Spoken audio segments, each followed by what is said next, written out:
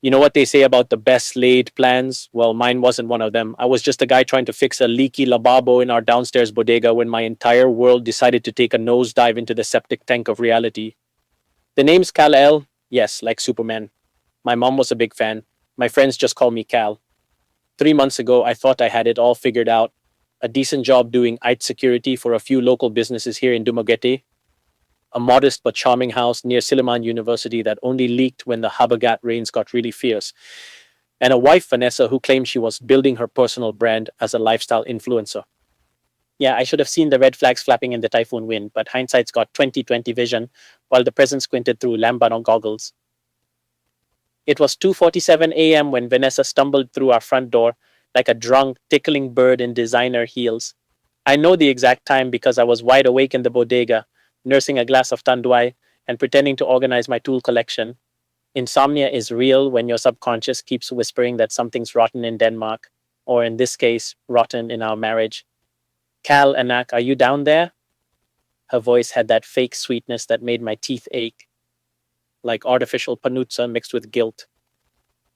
Yeah, just fixing the workbench, I called back, watching her stumble down the concrete steps in what was left of her business networking outfit. And by business networking, I mean whatever the hell she'd been doing in Cebu City that left her missing one hikao, her lipstick smeared like a crime scene, and a hotel keycard from some waterfront resort sticking out of her purse like a confession. How was the mastermind retreat? I asked, keeping my voice casual while my brain started connecting dots I didn't want to see. Oh, super productive, lots of synergy and paradigm shifting, she slurred, kicking off her heels. She was trying too hard the way people do when they're lying about where they've been. We even had a team building activity at a karaoke bar. Is that why you smell of cobra and someone's cheap cologne? I asked, my voice dangerously calm. Her smile faltered. What's your problem? You're always here tinkering with your junk. You don't understand ambition.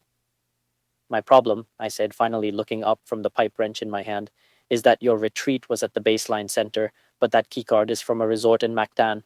And the business partner you've been tagging in all your stories, that Chad guy with the teeth whiter than our Puro sand, his latest post is a boomerang from that same resort's pool bar. The color drained from her face. The silence that followed was heavier than the humid Dumaguete night. She didn't even try to deny it. Instead, she launched into a tirade about how I was holding her back, how my small city mindset was suffocating her dreams of becoming the next big thing in Manila. I just let her talk. I let all the lies and the carefully constructed image pour out until she was spent. When she was done, I simply said, Get out. She blinked. What? Get out of my house. She laughed, a hollow, ugly sound. And where will I go? This is my house too. I reached into my pocket and pulled out my phone. I've known for a while, Vanessa. I've been tracking your business expenses, the unexplained hotel bills, the fancy dinners for two. I even have a recording of your little confession just now. You can leave quietly, or I can send this to your parents in Valencia and see what they think of their Dalaga's personal brand. The look of sheer panic on her face was more satisfying than any cold tandoy. She scrambled to pack a bag, all while hurling insults about me being a pathetic tambay. I just stood there leaning against the doorframe, watching the life we'd built crumble like a stale pandesal. She thought that was the end of it. She moved in with her sister, and for a few weeks I was just Cal, the guy with the broken heart, drinking too much tanduay at Joe Sinato while my friends tried to cheer me up. But the anger kept simmering. She was already flaunting her new life with Chad on social media, posing on the Rizal Boulevard, captioning photos with hash blessed and hash starting a new chapter. I wasn't about to let her have the last word. I found out through a friend that they were going to be at the Saturday night event at the Boulevard, the big one with the food stalls and live bands. It was the perfect stage for her, and it was the perfect stage for me. The plan was simple. I would confront them publicly. I'd show the crowd and the world she cared so much about who she really was. It was messy, it was emotional, and it was probably a terrible idea, but it was my idea. The night of the confrontation, a sudden Sabasco rain began to fall, the warm, heavy kind that sweeps in from the Tanon Strait. The crowd scattered for cover under the acacia trees and the food stall awnings, and there they were under a large umbrella, laughing as Chad fed her a bite of Sylvanas, the picture of perfect happiness paid for with my trust and our joint bank account. I walked right up to them, the rain plastering my hair to my forehead. Vanessa, I said, my voice cutting through the din of the rain and the band. She turned and her smile vanished. Cal, what are you doing here? I just came to give you something, I said, holding up my phone. I thought your followers might like to see the real you. I tapped the screen, and the recording from that night in the bodega started to play, her drunken, angry voice ringing out clear for everyone nearby to hear. You're always here thinking with your junk. Your small city mindset is suffocating me. Her face went as white as a kalan. People were staring, their phones instinctively coming out. The Filipino crowd, ever ready for a real life teleserie, was captivated. Turn it off, she shrieked, lunging for the phone. What happened next was a blur.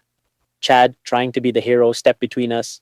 He slipped on the wet pavement, his arms flailing, and crashed right into Vanessa. They both tumbled backwards with a tremendous splash into the decorative fountain near the boulevard's edge. The crowd gasped, then erupted in a mix of shock and laughter. There they were, the glamorous couple, sitting in 2 feet of murky fountain water, drenched and sputtering. Vanessa's expensive dress was ruined, her makeup running in black streaks down her face. Chad scrambled out, looking like a drowned rat, and without a single glance back at Vanessa, he just melted away into the crowd.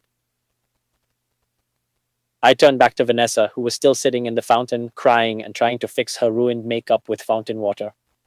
The crowd was starting to disperse, moving on to other stalls now that the main show was over. Our elderly neighbor, Aling Nena, appeared at my elbow, seemingly from nowhere, offering me a small towel and a flask of lambanog that smelled like it could strip paint. Well, that was more entertaining than Eat Bulaga, she said cheerfully, her eyes twinkling. Much better than the teleserie I usually watch. Yeah, I replied, taking a sip from her flask and feeling it burn all the way down. Much better. Vanessa finally managed to climb out of the fountain. Water streamed from her ruined clothes, her phone was dead, her social media empire in ruins, her lover fled, her marriage destroyed by her own greed and cruelty. She looked at me one last time and I saw something in her eyes that might have been understanding or maybe just defeat.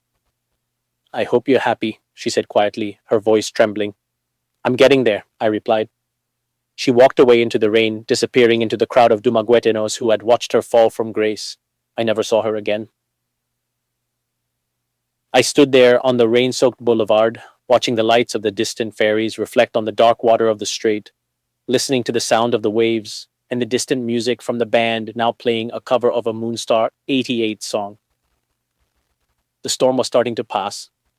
My phone buzzed with notifications, friend requests, messages from old acquaintances who wanted to hear my side of the tsismis. I ignored them all. Aling Nena patted my arm. Halika na anak, let's go home. I'll make us some salabat and we can watch the news if they caught it. In a minute, Nena, I said.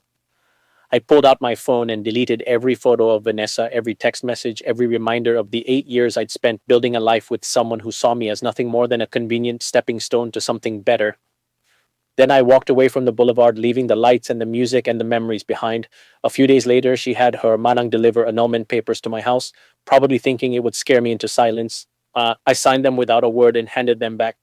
When she found out, she called me hysterical. Wait, it was just a joke, a threat. I didn't mean it. But I was done with jokes. I was done with threats. I was just done. Goodbye, Vanessa, I said, and ended the call. The salty sea air of Dumagate feeling, for the first time in a long time, like a new beginning.